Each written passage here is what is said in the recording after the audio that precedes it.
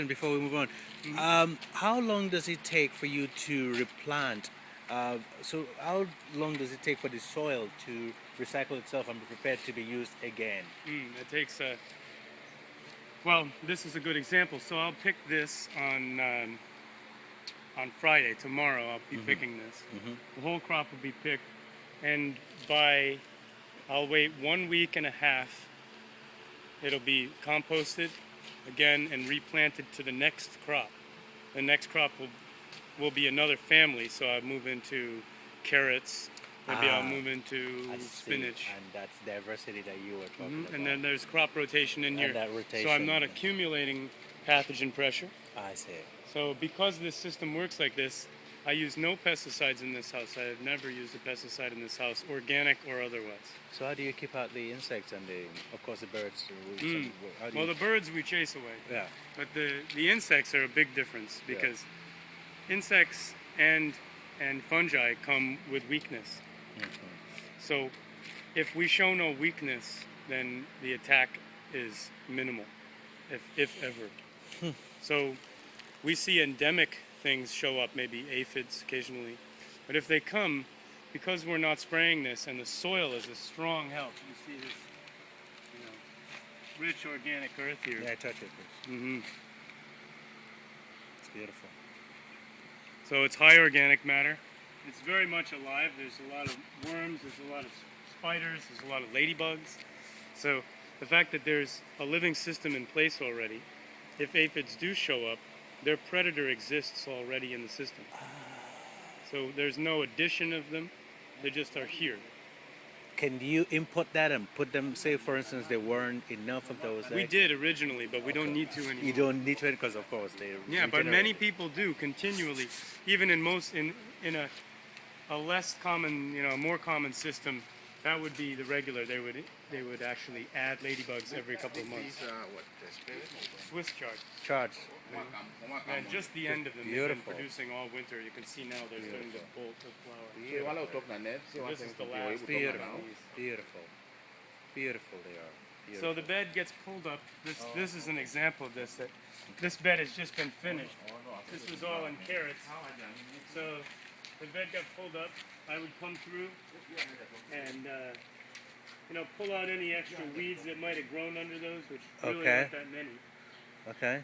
We'd pull through, pull out these guys, and now, like I said, we'll let this bed sit for a week, and then we produce compost on the farm. We have a full recycling system on the farm, all animal waste, all vegetable waste, kitchen scraps, all those materials come back and we manage that material.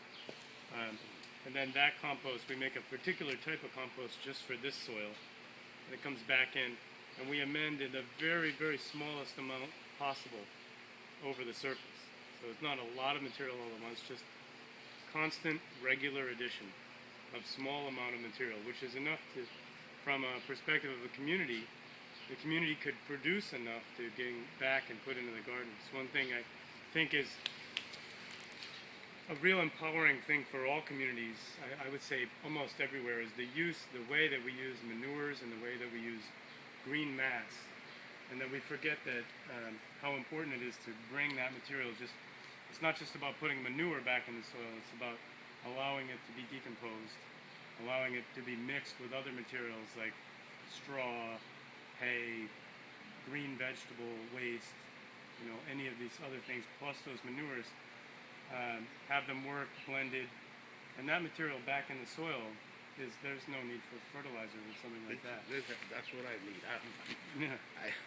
I'm listening very, very closely because yes, that. So one question again. I noticed that this part of the soil pretty much isn't waiting, so it's drier than the other. So during the period of waiting, you do not. Do you continue to water it or you don't? We don't, because we want to make sure that that there's the right moisture for when we prepare the bed again. And it's not. It only looks dry on the surface, but there's plenty of water below. Of course. Especially if you're watering the neighboring the areas as well. Amazing. And of course, most of these also go into commercial to feed the community and so on and so forth. probably those restaurants who are lucky could probably get from you as well. Yeah. In the city, if they're Yeah. lucky, obviously. And we sell very quickly Okay. because we produce so steadily. There's never one big huge. This is the economic part of this that I look at that's steady. So I know what this house is worth by the day, square foot per day per functioning space, because I know how expensive this house is to run and labor and all the other things that go in. So that gives me my idea of what my square foot value is. So once I understand what that is, this is by the day. So it accumulates value over time. So I know that if the crop can't be ready, if the crop can't receive the value that it's worth in the house, then I move it to a new space and it gets out of the greenhouse. That may be seasonally, that may be all entirely, but I know that I also know how I can sell my vegetable at many different stages of growth. And I know that I can produce crops steadily, planting weekly, selling weekly, and then my customer is never lost. And also my labor is methodical. And steady. Because they know that every week they'll replace 12 of these beds, and they'll be harvesting from 20 of these beds. And the list to the restaurant will be 75 pounds of salad, 100 pounds of spinach, 100 pounds of carrots. And so I don't have to, in any 1 month or another, run out and find a bunch of customers to buy 1,000 pounds of carrots. Because they're expecting. And last week they get 100 pounds. In 4 weeks they'll get 100 pounds. Every week they'll keep getting the same amount. And they can regulate. I try to tell the customers that I have, especially restaurants, remind them that we're not a distributor, we're just a farm. And that the season is like a big accordion, Yeah. So we try to balance it so we can produce food for them on a regular basis, but not every season hands the same plan. So we adjust heavier plantings in this season so that they come out longer. We may plant all of our spinach in October that we harvest in January, February, March, April. We may plant once in April and harvest for 3 weeks in May. It all depends. It's amazing. I have a question for you, though. Since you said the farm started about 7 years ago, it's been primarily animal husbandry until you came and you expanded it into all these areas. How long did it take you to build an economic module into this farming? Into this farm? Well, this type of system I've been doing inside of hoop houses that cost me, a couple $1,000s to build a house. So inexpensive, and I could pay for those houses in a year. So I had never really thought about the economics so deeply. But when I came here and they asked me, they wanted me to build this house, put up this house. So when I showed up, I just saw the footprint of this house. They had already chosen that this was the building. The organization had decided that this was the house they wanted to put up. So the model was not in place. And they said, all right, can you do what you were doing in this? And I said, well, I could do it, but I don't know if it'll pay for itself.